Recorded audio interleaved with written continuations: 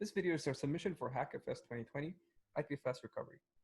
Coming into this hackathon, I had some experience working with erasure codes in the context of distributed systems, and I thought this was a very natural solution for IPFS, which faces some problems that we'll see shortly. Some of these problems are data corruption, which can be caused by things like coffee pouring on your laptop or a lightning storm taking out the power grid of an entire city, which can cause losses in potentially vital information.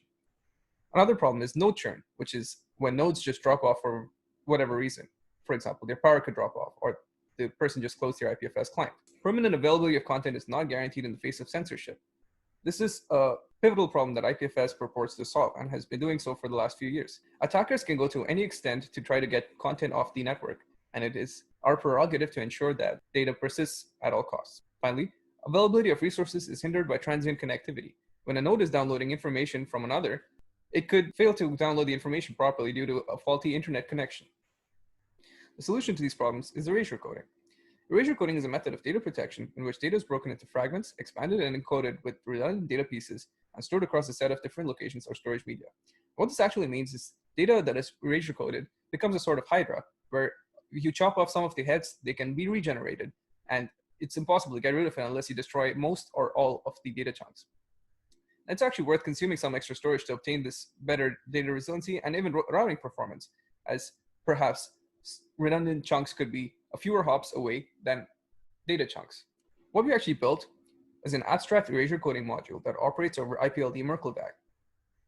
There is an elegant integration with Go IPFS along with CLI utilities that you'll see shortly in our demo. How this works is that the root node of a content DAG is passed into the encode function, which operates on the entire DAG according to the instructions specified by the erasure coding schema that implements our module. We created two such schemas. One is the industry standard Reed-Solomon code, which is used by a lot of big companies such as Facebook and Amazon to protect their data centers. We also implemented a novel alpha entanglement code, which features a simple self-healing parity lattice. This is bleeding-edge erasure code technology, which is being actively investigated by distributed systems researchers, notably for Ethereum Swarm. We also wrote some test plans using testground for simulating network interactions and seeing how the network holds up.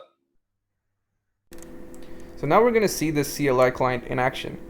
First, the client is initialized and a folder filled with files is uploaded onto the network. Then the folder is encoded.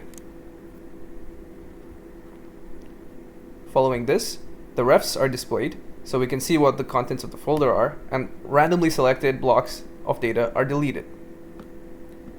And finally, we can see that the recover function still works. So why does IPFS need recovery? Well, data distribution in the limitless manner that is in the core of IPFS requires strong data integrity. We want to ensure content persists on the network at all costs. And further, recovery is a long requested feature for IPFS on various layers. There's an open issue from 2016 on GitHub that proposes Reed-Solomon erasure coding. There are currently no existing solutions, especially ones that natively work with the IPLD Merkle DAG, which is why we thought it would be awesome to integrate something directly with the core. Finally, it's a modular interface for any pluggable erasure scheme. So in the future, if there is something much better than anything that we have ever seen before, we could just plug that right into our module. We have quite a few plans for the future. Namely, we want to upgrade to the more complex alpha entanglement parity lattice. This will allow us to create self-healing networks which can tolerate a lot of faults. And further, we want to take this down to the DHT overlay network level so that we can actually have low-level routing performance increase as well as resilience.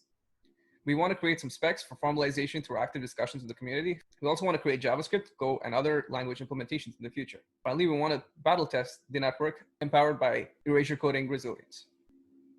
This is the awesome team that brought you this hack. Thank you very much.